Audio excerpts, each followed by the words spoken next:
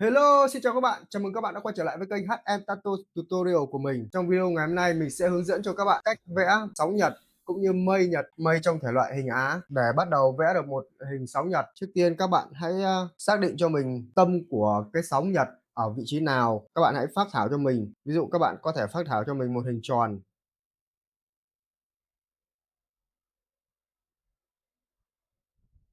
Sau đó các bạn sẽ xác định cái hướng của sóng, có thể sang bên trái hoặc sang bên phải, tùy ý. Thì ở đây mình sẽ xác định hướng của sóng sẽ sang bên trái.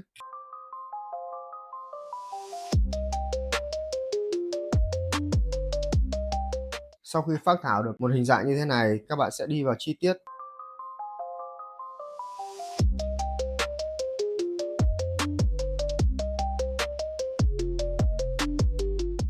Tạo những đầu sóng theo những cái hướng mà vừa nãy các bạn đã phác thảo ra.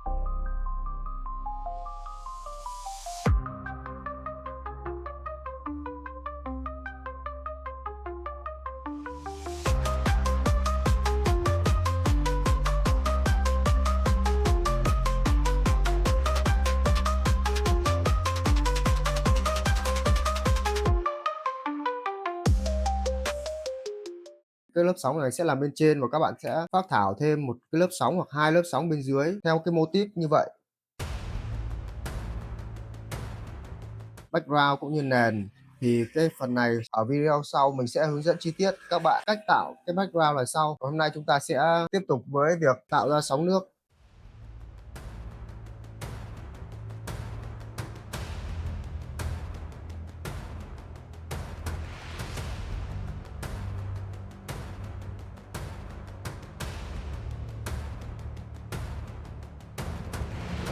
Sau khi phác thảo thì bây giờ các bạn sẽ đi lại những nét chính cho đậm lên.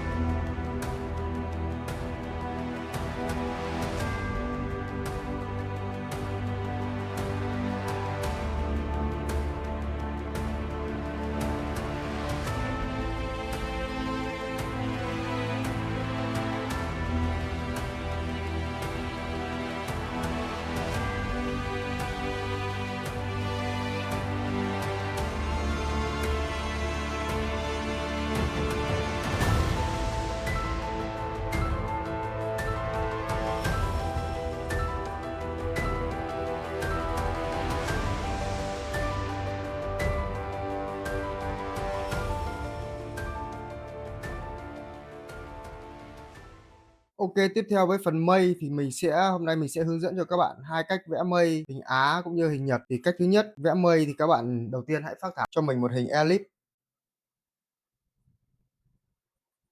chia tâm của nó.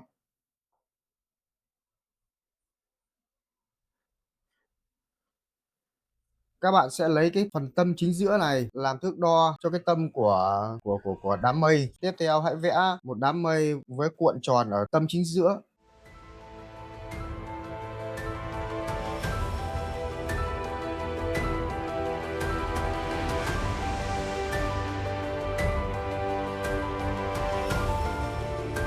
OK, chúng ta sẽ tô đậm nét lại.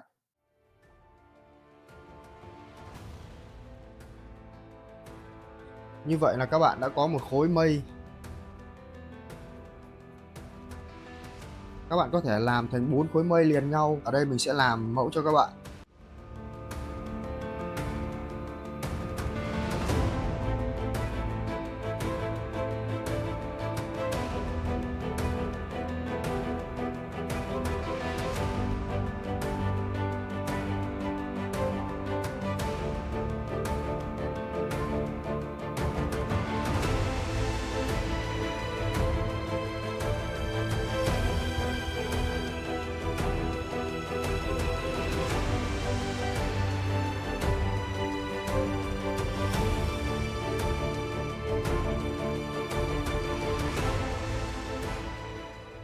Ok, với những đám mây như thế này thì các bạn có thể biến tấu cái đám mây này của các bạn theo một cách khác, hoặc có thể là thêm phần đuôi cho đám mây từ phần đám mây, đỉnh đám mây và phần cói đuôi từ bên kéo xuống bên dưới, như mình sẽ hướng dẫn cho các bạn ở đây. Các bạn có thể vẽ theo hình chữ S.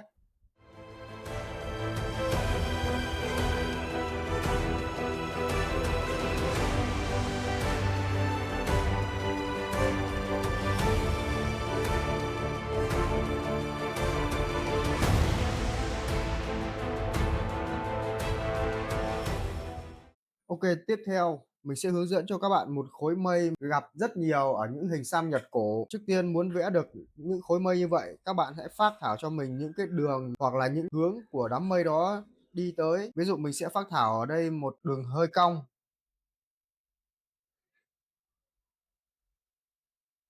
và đây cũng một đường cong chạm vào đường này.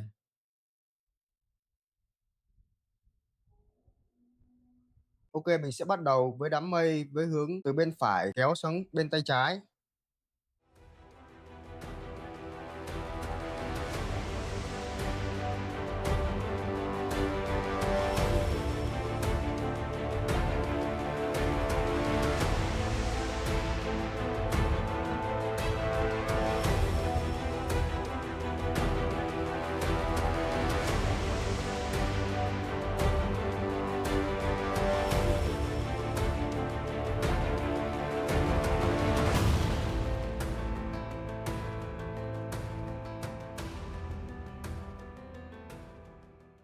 Tiếp theo đó là một đám mây với hình uốn lượn hình chữ S.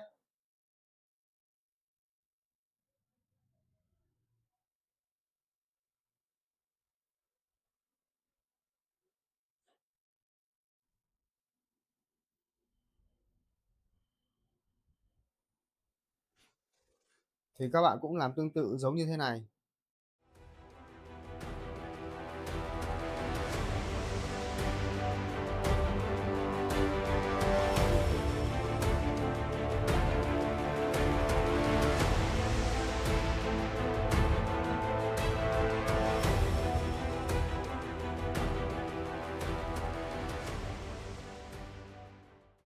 Ok, chúng ta sẽ tô đậm nó.